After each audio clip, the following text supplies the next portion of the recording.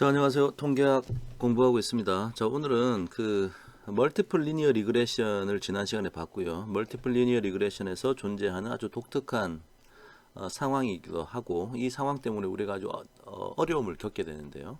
그 어려움이 무엇이냐에 대한 설명과 그 어려움을 또 해결하는 방법에 대한 얘기를 할 겁니다. 그래서 제목은 이제 멀티코 리니얼리티고요. 자, 이름이 좀 어렵고 길죠. 자, 이게 뭔지 한번 살펴보도록 하겠습니다. 자, 그래서 우리는 늘 봐오던 지도고요. 자, 멀티플 리니어 리그레션에서 존재하는 아주 독특한 문제인 멀티코 리니얼리티에 대해서 한번 이제부터 설명해 보겠습니다. 자, 이것도 지금 뒤에 이제 PPT로 막 정리를 해 놨는데요. 제가 그냥 판서하고 하면서 설명을 먼저 드리겠습니다. 이게 도대체 뭘 얘기하는지. 자, 한번 잘 듣고 한번 따라와 보세요. 이 멀티코 리니얼리티, 우리나라 말로 다중 공선성이라고 하는데요. 자, 이것을 만약에 제가 대부분의 제 경험에 의하면 예전에 제가 대학생일 때도 그랬고요. 혼자서 책을 공부하면 이게 도대체 무슨 말인지 잘 이해가 안 돼요. 무슨 암기 과목 같기도 하고 이해가 잘 안 되는데 저랑 같이 한번 얘기하면서 이게 실체가 무엇인지 이해해 보도록 하겠습니다. 자, 예를 들어서 내가 데이터셋이 있다. x1, x2가 있고 y가 있고요. 관측지는 30개가 있다. 자, 이런 데이터셋이 있다고 합시다. 그래서 제가 어느 날 이제 학생들에게 자, 너희들 멀티플 리니어 리그레션 배웠으니까 이 데이터셋으로 회귀식 리그레션 펑션을 한번 찾아와 봐라. 라고 했더니 어느 한 학생이 달려왔어요. 그래서 교수님, 저는 이런 식을 가져왔어요. 하면서 그 친구가 뭐라 그러냐면 model significance, 해보니까 완벽하게 지금 t 테스트를 해도, 요 앞에 있는 3과 마이너스 6이라는 개수가 아주 유의미하고요.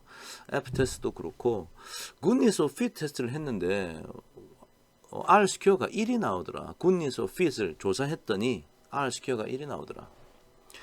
다시 말하면 이 내가 준 데이터 x1, x2를 이 안에 쑥쑥 집어넣으면 y 햇이 뚝 튀어나오는데 이게 이거랑 똑같더라고 하는 얘기예요. 모든 30개의 점에 대해서.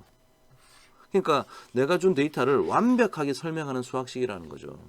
그래서 아주 기쁜 모습으로 달려왔습니다.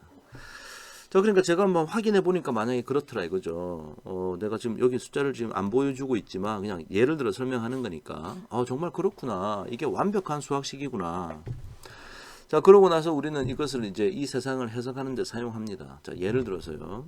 y가 예를 들어서 i의 수능 성적, 자녀의 수능 성적이고요. x1이 뭐 엄마의 자녀 학습에 대한 관심, 엄마의 관심, x2를 아빠의 관심. 자, 이렇게 한번 그런 변수였다고 해보죠. 자, 그러면 이 수학식을 통해서 이게 이제 통계적으로 유의미한 수학식이니까 우리가 이 세상을 어떻게 해석하느냐. 엄마가 신경을 쓰면 쓸수록 y는 증가하겠구나. 앞에 있는 개수가 플러스 3이니까. 근데 아빠가 신경 쓰면 쓸수록 마이너스 6이니까 아이의 성적이 떨어지겠구나. 자, 우리는 그런 식으로 세상을 해석하겠죠. 엄마가 신경 쓰면 애 성적이 오르고 아빠가 신경 쓰면 성적이 떨어진다. 아빠는 무관심해라. 뭐 예를 들어서 이렇다고 해석을 했다 칩시다. 자, 그런데 좀 이따가 다른 학생이 나한테 달려와요. 그래서 교수님, 제가 완벽한 수학식을 찾아왔습니다. 라고 하면서 또 수학식을 하나 가져와. 했던 얘기는 똑같아. 통계적으로 다 유의미하고 x1, x2를 탁탁 데이터를 집어넣으면 y 햇이 나오는데 y와 완벽하게 똑같더라고 얘기를 하는 거죠. 그래서 제가 한번 해봤더니 정말 그렇더라는 거지. 자, 그러면 우리는 이 세상을 어떻게 해석하죠? 이것도 완벽한 수학식이라면 엄마가 신경 쓰면 애 성적이 마이너스 5만큼 떨어지죠. 아빠가 신경 쓰면 애 성적이 오르죠. 플러스 4만큼. 아니, 둘 다 완벽한 수학식이라고 했는데 그래서 완벽한 수학식에 의해서 이 세상을 해석했는데 해석의 방향이 완전 다르잖아요. 이게 좀 이제 이상한 상황이지. 자, 그래서 저의 첫 번째 여러분에게 드리는 질문은 과연 이 상황이 가능하냐? 이런 상황이 존재할 수 있느냐?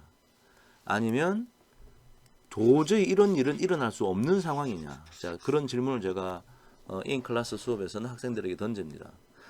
그럼 이제 학생들이 뭐 이런저런 얘기를 하는데 사실은 제 질문이 자, 이런 두 가지의 완벽한 수학식이 존재하는 것이 가능하냐라고 물어본 것에 대해서 제대로 대답하는 학생이 없어요. 근데 사실은 그 대답을 할 준비가 안 돼 있어요. 학생들이, 여러분들이. 왜냐하면 이 대답을 하기 위한 기초 지식이 없어요, 지금. 자, 그래서 다음 슬라이드에 이 제가 던진 질문. 하나의 데이터셋을 줬는데 완벽한 두 개의 다른 완벽한 수학식이 회계식이 존재할 수 있느냐라는 질문. 이것이 가능하냐 불가능하냐를 답변하기 위한 기초 지식을 다음 슬라이드에 한번 얘기해 보도록 하겠습니다. 자, 그 기초 지식이라는 것은요. 자, 이건 수학의 이슈인데요. 자, 다 같이 한번 읽어볼까요? Geometric interpretation. Geometric interpretation. 우리나라 말로 하면 기하학적 해석이라고 수학자들이 이제 이 얘기를 했습니다. 자, 이것은 통계학의 이슈가 아니고 순수 수학의 이슈예요. 자, 그럼 기하학적 해석이라는 한국말을 봐도 잘 이해가 안 되는데, 자, 이게 뭐냐? 그냥 아주 심플하게 얘기하면 우리가 어떤 수학식을 가지고 있다. 수식을. 근데 그 수식을 수식으로서 이해하는 것이 아니라 그림이나 도형의 형태로 이 수학식을 이해하려고 하는 것. 이게 바로 기하학적 해석이에요. 아직 감이 잘 안 오죠? 자, 예를 한번 들어볼게요. 내가 데이터셋이 있다. 우리 컴퓨터 엑셀에 뭐 이런 데이터셋 있죠? 뭐 CSV 파일이건 엑셀 파일이건 하여튼 데이터셋이 있습니다. 자, 우리 이거 가지고 뭐 할 수 있죠? 아까 우리가 심플 리니어 리그레션 배웠으니까 이런 수학식 만드는 거죠. 자, 여러분. 자, 이거 여러분 만들 수 있습니다. 여러분, 이 수학식은 그림이나 도형의 형태로 따지면 이게 뭐죠? 그림이나 도형의 형태로는 어떤 모습을 띱니까? 그래요. 지금 많은 학생들이 얘기하고 있는데요. 자, 이건 직선이죠. straight line. 자, 직선인지 아닌지 생각해 보면 우리가 x축, y축에다가 이 첫 번째 관측지가 여기 있고, 두 번째 관측지가 여기 있고, 세 번째 관측지는 여기 있고, 네 번째 관측지 여기 있어가지고, 여기 있어가지고, 이 직선을 가장 잘 설명하는 그나마 괜찮은 수학식을 찾은 게 이 직선 아닙니까? 그러니까 이 직선은 straight line입니다. 직선. 오케이? 방금 여러분이 수학식을 그림이나 도형의 형태로 이해하신 거예요. 자, 그러니까 geometric interpretation 한 거죠. 자, 그럼 생각의 확장을 좀 해볼까요? 자, 이번에는 데이터셋이 이렇게 들어있습니다. x1, x2, 그 다음 y. 자, 이런 상황일 때 여러분은 멀티플 리니어 리그레션으로 이런 수학식을 쉽게 찾았었죠. 지난 강의에 아주 쉽게 찾았습니다. 그러면 이 수학식은 그림이나 도형으로 뭐죠? 이게?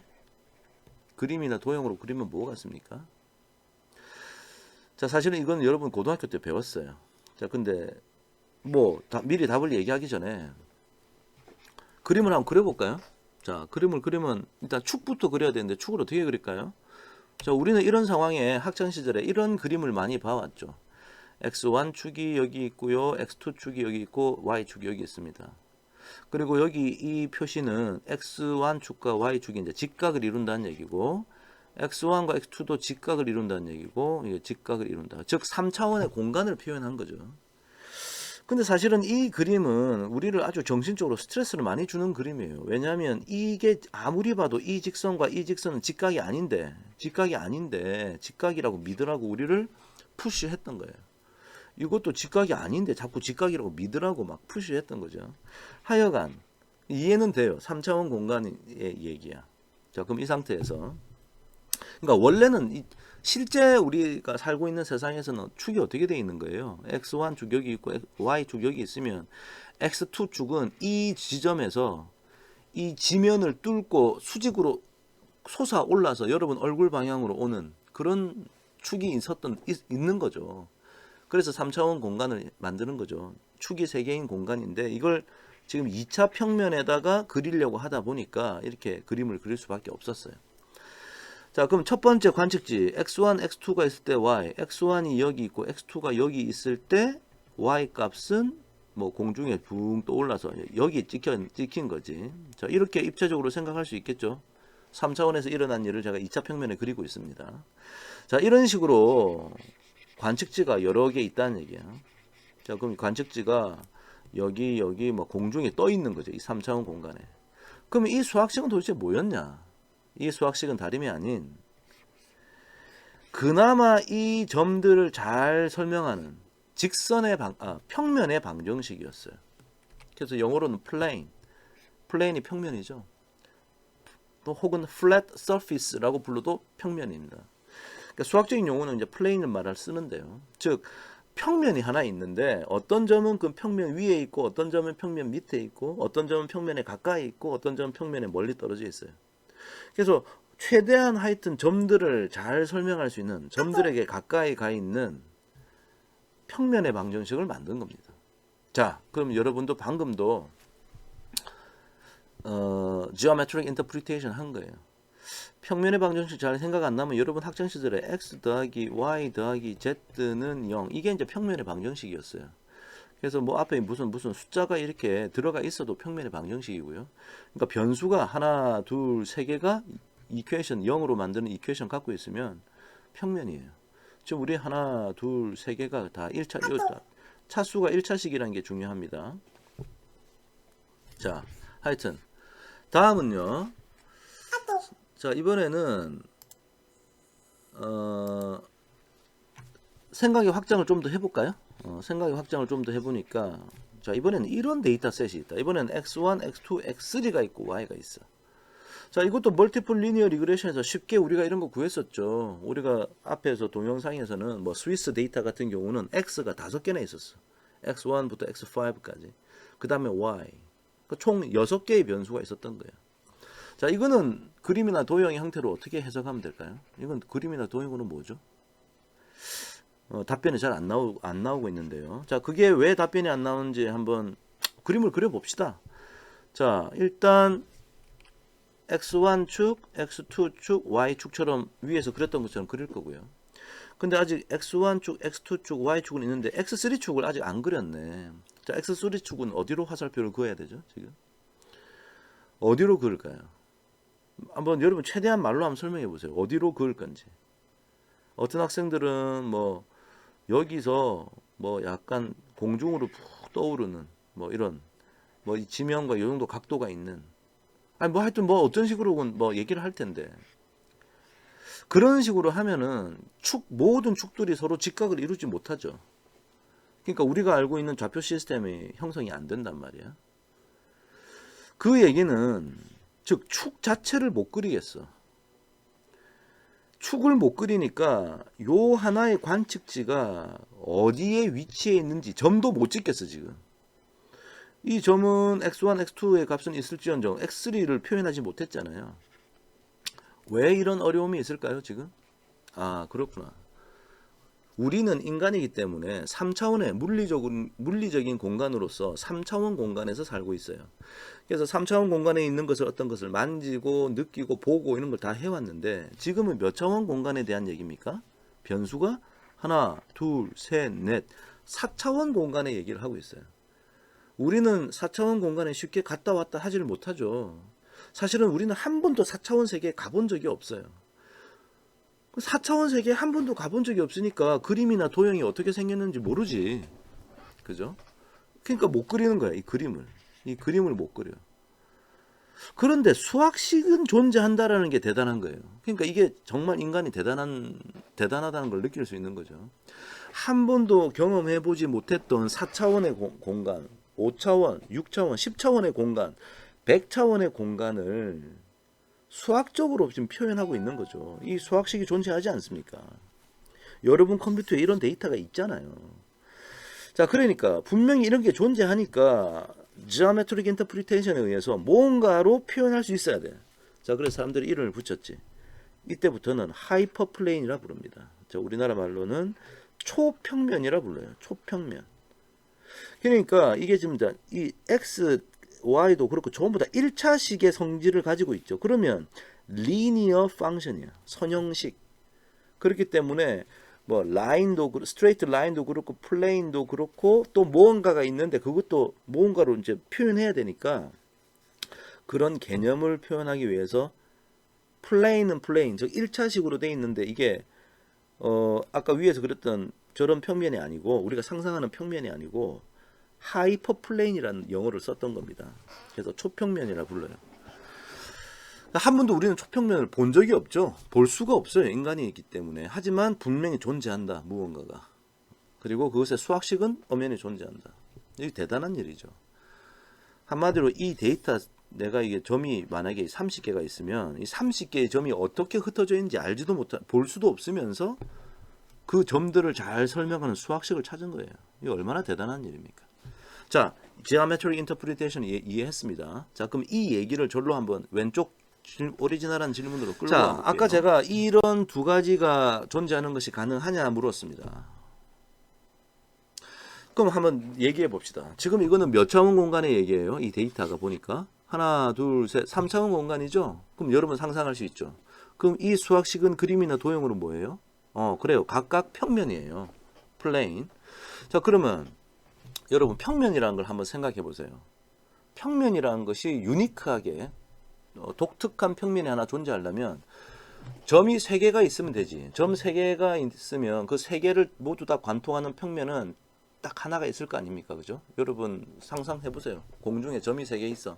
그 3개를 다 지나는 관통하는 평면은 딱 하나가 있을 거예요. 그죠? 근데 지금 점이 몇 개야? 30개야. 자, 이 3차원 공간 속에 점이 30개가 공중에 떠 있어. 그것을 모두 다 관통하는 평면이 하나 있다고 아까 첫 번째 학생이 와서 얘기를 한 거잖아. 그지? 그러니까 모든 점들이 평면에 다 이제 붙어 있는 거죠. 그런데 또 다른 수학식이 그 평면을 모두 관통한다? 이게 말이 되는 얘기예요? 안 되는 얘기예요? 불가능하죠. 아니, 생긴 수학식이 다른데 어떻게 똑같은 공중에 떠 있는 평면이 하나의 평면이 되냐고. 두 개의 다른 평면이지. 두 개의 다른 평면이 그 30개의 점을 모두 다 관통할 수 있을까? 자, 요까지 생각하면 이거는 불가능하다. 저의 아까 첫 번째 질문에 대해서는 geometric interpretation 할 줄 아는 사람들은 첫 번째 답변이 불가능하다예요. 자, 그런데 아주 독특한 상황에서는 이게 가능합니다. 자, 아주 독특한 상황을 제가 여기를 지금 3차원 공간으로 규정한 이유는 여러분이 이렇게 그림으로 좀 볼 수 있으라고. 자, 저 그림 거 보세요. 지금 x1, x2, x3 3차원 공간이죠. 그러니까 우리가 지금 볼 수 있는 거예요. 30개의 점이 있다 그랬잖아요. 30개의 점이 만약에 여기 닷 해가지고 이렇게 제가 지금 점 찍은 저기에 공중에 30개 일렬로 쭉 줄을 서 있다고 생각해 보세요. 자, 그러면 요 평면이 그 30개의 점을 모두 관통하나요? 그렇죠. 요 평면이 그 30개의 점을 모두 관통하나요? 그렇죠. 30개의 점들이 여기 있는데 이 30개의 점들을 모두 관통하는 평면 두 개를 우리 학생이 가져온 거야. 그지? 자, 그럼 30개를 이런 상황에서는 30개의 점들을 모두 관통하는 평면이 이 두 개밖에 없을까요? 아니죠. 무수히 많죠. 제가 여기 세타라고 표현한 저 각도가 계속 움직이면서 무수히 많은 평면이 저 30개의 점들을 관통하고 있을 겁니다. 그러니까 바로 이러한 독특한 상황, 즉 어떤 독특한 상황? 3차원 공간에 30개의 점들이 일렬로 줄을 서 있다. 이렇게 일렬로 줄을 서 있는 이 상황 때문에 우리가 아까 되게 어려웠죠. 해석이 반대야. 해석이. 플러스 마이너스 부호가 지금 반대잖아요. 그 다음에 이런 상황이 되노니까 만약에 내가 하나를 얻는 걸 예측했다. 하나를 선택해가지고 이걸 가지고 미래를 위해서 예측하려고 쓴다. 예측도 엉망이 돼. 자, 여러분, 이 회귀 분석이라는 것은 목적이 리그레션의 목적은 두 가지야. 해석과 예측. 해석이란 건 아까 제가 얘기했던 뭐 아빠가 신경 쓰면 애 성적이 오르느냐 마느냐 이런 그 방향성을 설명하는 게 해석이고요. 예측이라는 것은 x1, x2가 뭐가 들어갔을 때 y의 햇이 뭐냐 이걸 알아맞히는 건데 이 평면이 수없이 많은 상황이 되노니까 어느 특정한 하나의 평면을 가지고 예를 들어서 x1이 여기고 x2가 여긴 이럴 때에 만나는 그 y 햇이라는 게 만약에 이 평면을 했으면 이 정도 있을 거고 위에 있는 이 평면을 했으면 이게 계속 이렇게 갈 거니까 요 정도 예측할 거 아닙니까? 자, 그러니까 예측도 엉망진창이 되는 거지. 이해되시죠? 자, 그래서 아주 독특한 상황에서 우리가 힘들어지는구나. 자, 그럼 이 독특한 상황이라는 걸 조금 유식하게 표현해 봅시다. 자, 상상을 해 봅시다. 자, 우리가 Y축 방향으로 하늘로 막 날아올라. 그래서 하늘 위에서 아래 땅바닥 쪽으로 한번 쳐다본다고 생각해 봅시다. 그럼 우리 눈에 뭐가 보일까요? X1하고 X2란 축만 이렇게 보일 거예요. 그 다음에 공중에 떠 있는 점들은 어떻게 보일까? 이런 식으로 보일 거라고. 즉 무슨 얘기냐? 내가 위에서 얼굴을 이렇게 갖다 대고 눈을 갖다가 여기다 대고 이렇게 쳐다보면, 자, 이게 입인데요. 이게 이 사람을 그리는 겁니다, 제가. 자, 요렇게 사람이에요. 쳐다보면 이렇게 눈에 보이지 않겠어요? 그렇구나. 그럼 이 상황은 어떤 상황이냐? 자, 두 개의 독립 변수, 두 개의 인디펜던트 베리어블이 리니어한 상황이네. 리니어 릴레이션십을 가지는 상황. 그 얘기죠. 이 독특한 상황이라는 게. 자, 그래서 이러한 상황을 뭐라 붙였냐? 두 개의 독립 변수가 리니얼리티를 가진다. 리니얼리티. 그러니까 이걸 우리나라 말로는 공선성을 가질 때 두 개의 독립 변수가 서로 선형의 관계를 가지는 상황이죠. 그럴 때 우리가 힘들다 그랬어요. 해석도 엉망이 되고 회귀식의 해석도 엉망이 되고 예측도 엉망이 되고. 자, 그럼 오리지널 제목에 코리니얼리티, 이게 이제 여기 O란 모음과 I란 모음 사이에 L이란 자음이 있으니까 L 한 번 더 써가지고 이게 코리니얼리티가 된 거예요. 그럼 앞에 있는 멀티는 뭐냐, 이게? 이 멀티가 있는 이유는, 예를 들어서 일반적으로 따지면 멀티플 리니어 리그레션 이런 수학식이죠. K개의 독립 변수를 가지고 하는 겁니다. 근데 만약에 EX하고 EX2가 코리니얼리티가 있어. 그 다음에 얘하고 코리니얼리티가 있어. 또 그 안에 있는 어떤 놈하고 다른 얘랑 약간 좀 코리니얼리티가 있어. 즉 코리니얼리티가 여러 군데 존재한다. 자, 그래서 이것을 멀티 코리니얼리티라 불렀다. 즉 멀티 코리니얼리티가 존재하는 데이터셋이라면 회귀 분석이 엄청 어렵다. 뭐 엉망진창이 된다. 자, 그까지 얘기를 한 거예요. 좋습니다. 자, 이제 우리는 멀티 코리니얼리티의 정체를 알았어요. 그것이 어떤 문제를 유발하고 우리가 왜 힘들어지는지까지 이해했습니다. 자, 그럼 이제 좀 노트 정리한 걸 볼까요? 이 다중공선성, 멀티 코리니얼리티라는 개념은 독립 변수들 간의 상관성에 대한 얘기야. 독립 변수들, x1부터 xk까지. 근데 이 독립 변수들 간의 상관성이 있냐 없냐의 상황이 크게 보면 이 세 가지 상황인데요. 첫 번째, 독립 변수들 간에 아무런 관계가 존재하지 않는다. 즉 인디펜던트 하다는 얘기지. 서로 독립이야. 아무런 관계가 없어. 어떤 놈이 커진다고 다른 놈이 커지고 작아지고 아무 관계가 없다. 이게 사실은 가장 이상적인 상황이에요. 우리를 아주 편하게 해. 자, 어떤 식으로 편하게 하느냐? 단순 회귀 분석의 추정 계수값과 다중 회귀 분석을 통합했을 때 계수값이 동일하다. 자, 이게 무슨 말이냐면 내가 y를 예측하는데 예를 들어서 2 더하기 3x1이라고 하는 회귀식을 하나 찾았단 말이죠. 즉 x1이 y에 미치는 영향은 3이지. 자, 근데 내가 만약에 y를 x1하고 x2로 설명하는 수학식을 만들고 싶어. 그래서 멀티플 코리니얼리티를 멀티플 리니어 리그레션을 했더니 이런 식으로 나온다는 거지. 즉 만약에 x1 and x2 are independent 하다면, 서로 아무런 관련이 없다면 x1의 개수가 그대로 3이야. 그대로 3이라는 거지. 그러니까 우리가 멀티플 리니어 리그레션을 했을 때 이 개수들을 고지고대로 믿으면 되는 거죠. 그러니까 이게 가장 이상적인 상황이야. x1하고 x2하고 아무 관련이 없는 상황이, 그러니까 x1의 영향력이 이 플러스 3이라는 것을 심플 리니어 리그레션을 하건 멀티플 리니어 리그레션을 하건 동일하게 해석할 수 있다.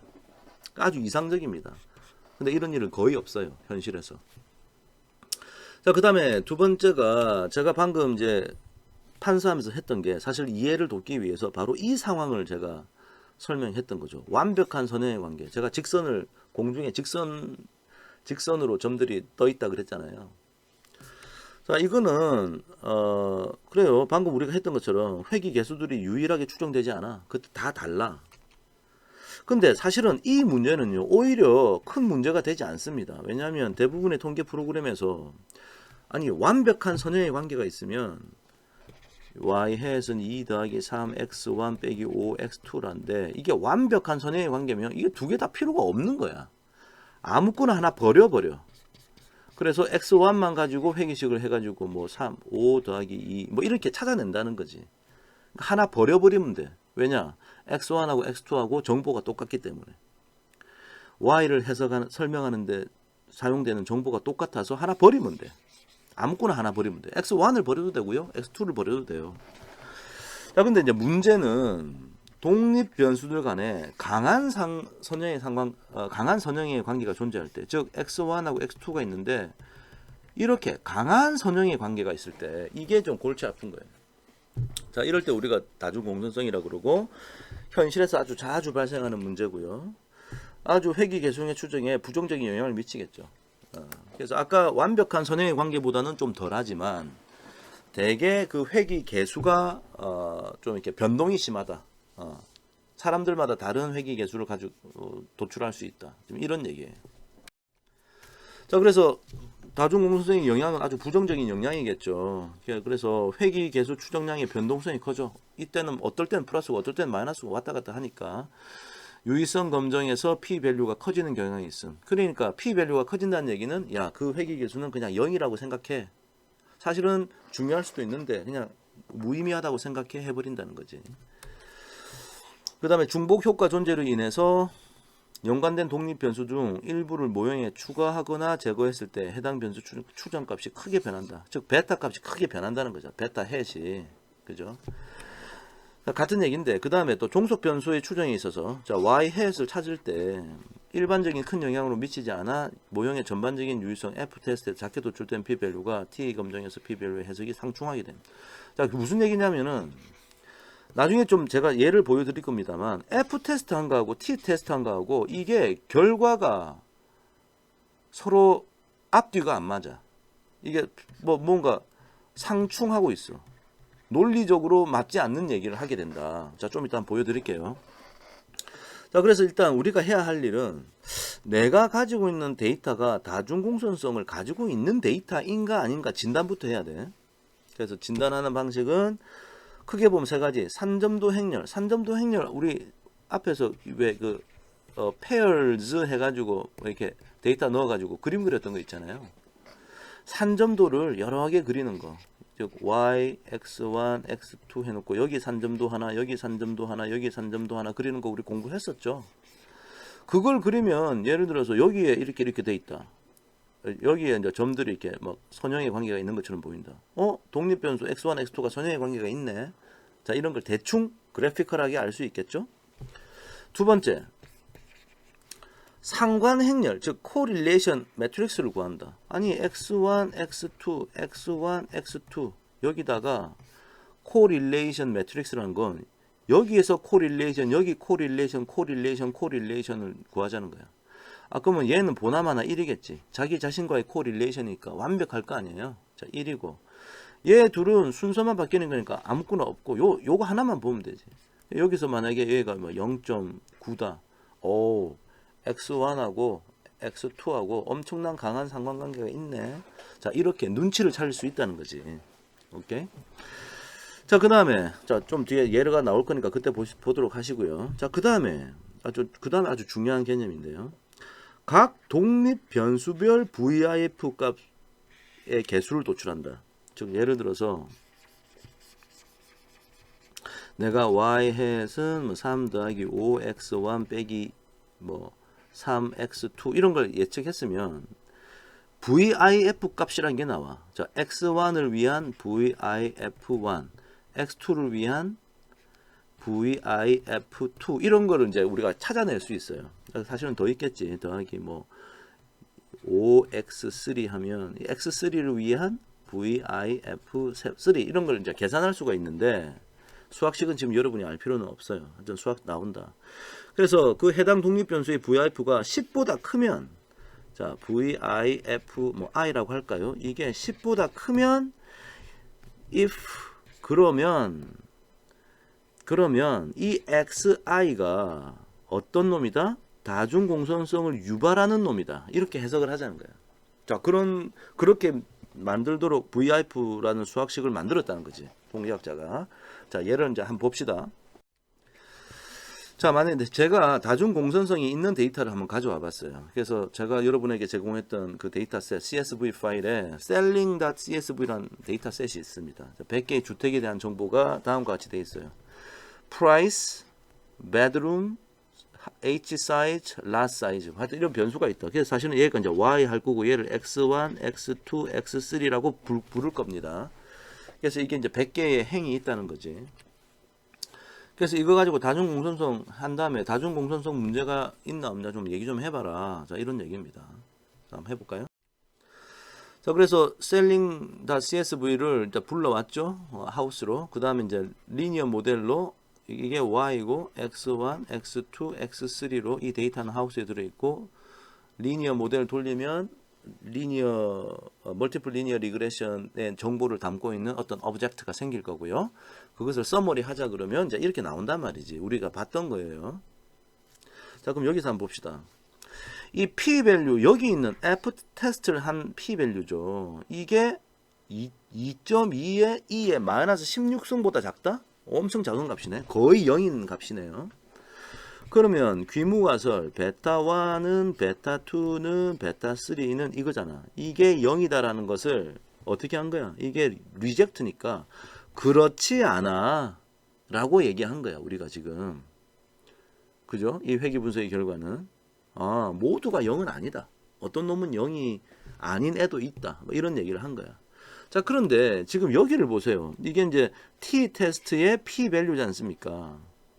근데 이 세 변수에 대한 p 밸류가 전부 다 엄청 커. 0.05보다 훨씬 커. 그 말은 무슨 말이야? 첫 번째 이 값이 얘기하는 것은 베타1을 0이라 봐도 무방하다. 얘는 베타2도 0이라고 봐도 되고 얘는 베타3를 0이라 봐도 된다. 지금 이 결론하고 앞뒤가 안 맞아. 앞뒤가 안 맞는 지금 결과가 나온 거죠.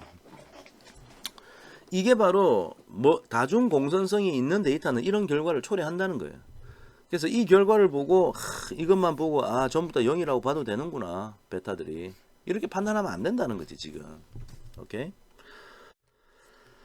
자, 아까 산점도 그리자는 얘기 했었고요. 그럼 그래피컬하게 산점도 보고 대충 어느 독립변수와 어느 독립변수가 선형의 관계에 있는지, 다중공선성의 관계에 있는지 알 수 있겠죠? 자, 이번에는 코라는 함수가 이게 코릴레이션 계산하는 함수예요.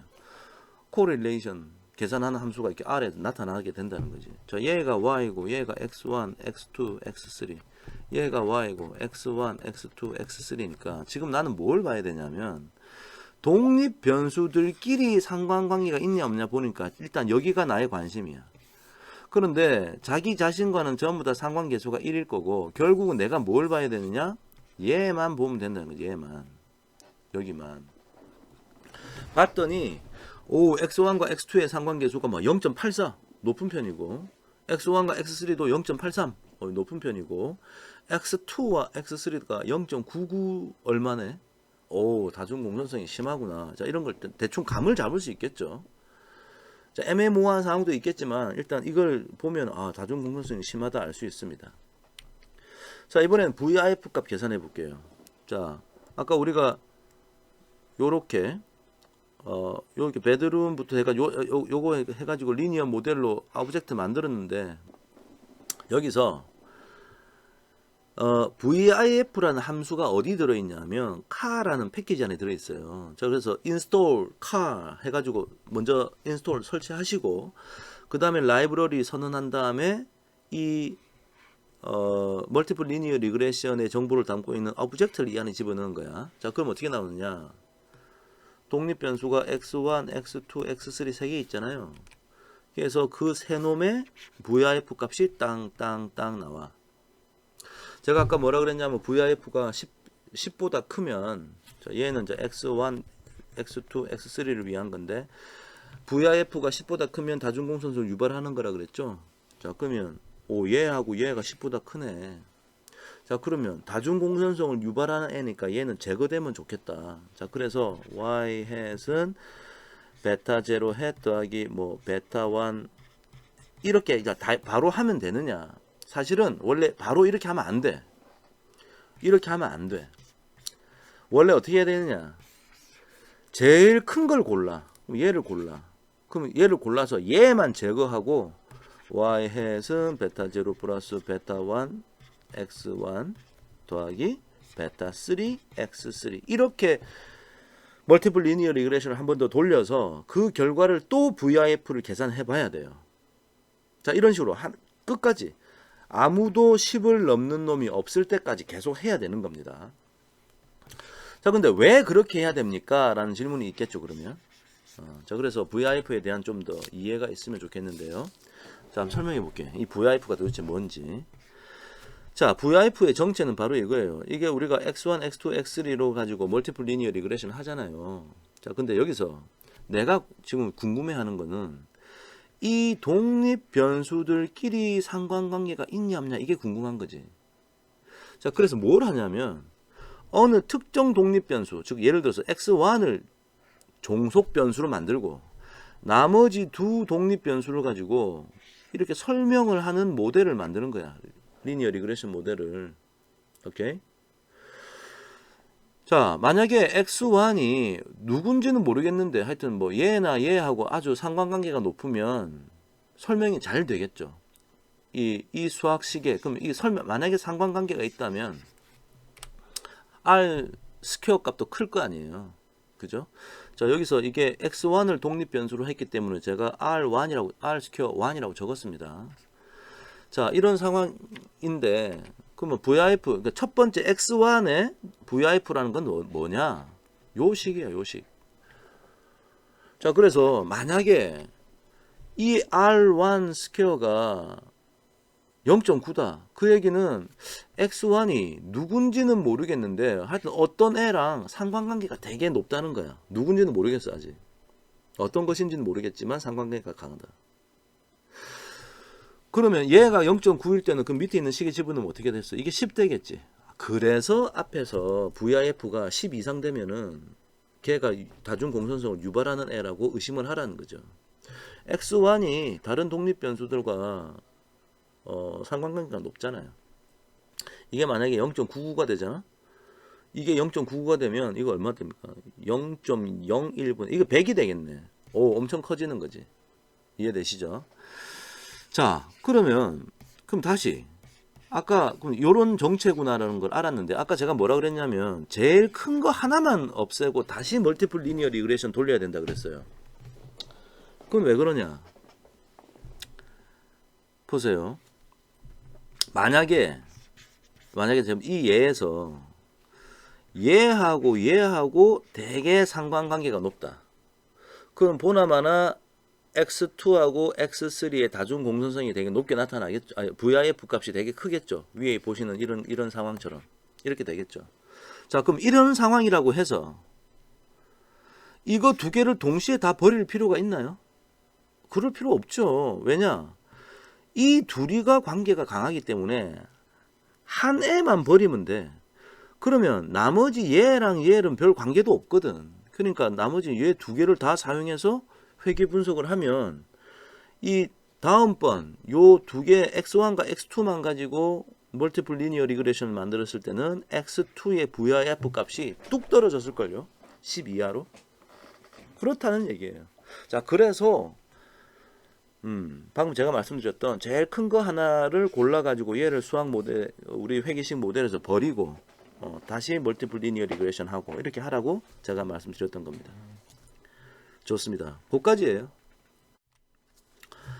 자, 이와 관련된 다중 공선성과 관련된 멀티플 리니어 리그레션의 이슈가 변수 선택, 즉 variable selection이라는 이슈인데요.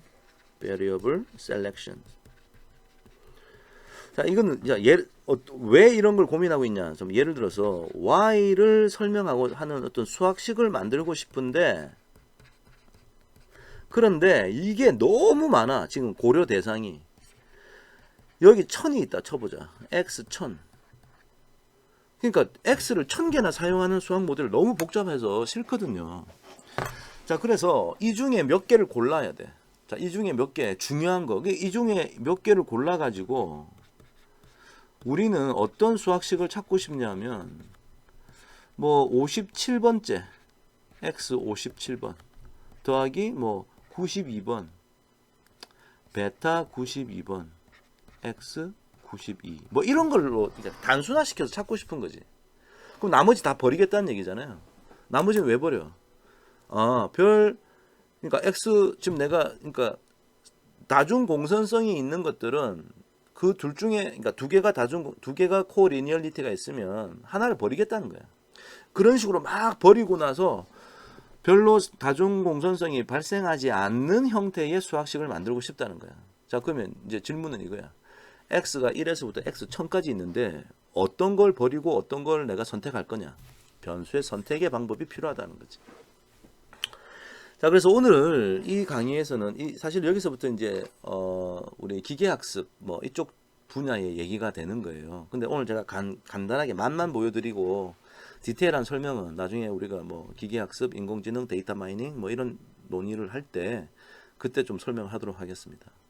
그러니까 일단 종류는 forward selection 방식, 그 다음에 backward elimination 방식, stepwise method가 있습니다. forward selection 방식은 제일 처음에 아무것도 없는 상태에서 베타 0 플러스 뭐 예를 들어서 베타 1 x1 이 모델하고 똑같고 베타 2 이거하고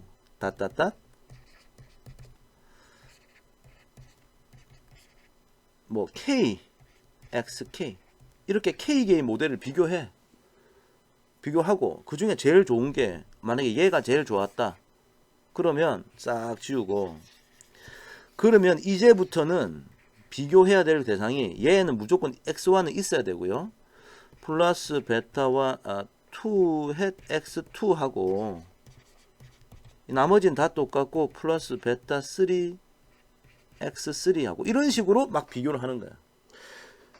자, 그래서 중요한 것을 선택해 나가는 순서로 하나씩 선택하는 방법이 바로 전진 선택법 forward selection이고요. 후진 제거법 backward elimination은 그냥 쫙 다 모든 독립 변수를 다 집어넣은 수학식을 만든 상태에서 중요하지 않은 것 하나씩 빼는 방법이에요. 하나씩 뺀다. 영향력이 적은 변수 하나씩 제거하는 방법이고, 스텝와이즈 메소드는 여러분이 나중에 좀 그림을 그리면서 제가 좀 디테일하게 설명하면 완벽하게 이해가 될 텐데, 한마디로 이거 두 개 합치자는 거야. 제일 처음엔 좀 빼다가 어느 순간 다시 좀 과거에 아주 오래전에 빠졌던 걸 다시 집어넣었다가 넣었다 뺐다 마음대로 하겠다는 거야. 그래서 후진 선택법으로 시작해서 중요도가 약해지면 해당 변수 제거하고, 그 다음에 또 그러니까 영향력이 적으면 삭제하고, 과거의 모델에서 빠진 변수 중에 모델을 개선시킨 변수는 다시 선택하고, 이런 작업을 계속 반복하다 보면 나중에 최종 좋은 게 나온다, 이런 거예요. 자, 오늘은 그냥 방금 제일 마지막에 얘기했던 스텝와이즈 셀렉션 방법을 제가 잠깐 소개할 텐데요. 자, 여기서 요까지는 멀티플 리니어 리그레션 그냥 돌리는 거죠. 요까지 LM으로 써가지고, 자, 거기서 이제 스텝이라는 함수를 씁니다. 자, 그러면 결과가 쭉 이렇게 나와요. 자, 여기서 이제 여러분이 아직 모르는 게 여기 보이시는 AIC라는 건데, AIC 이게 뭐 아카이크 인포메이션 크라이테리아라고 하는 일본 사람 아카이크라는 사람이 만들었던 아주 유명한 어떤 측정 지표입니다.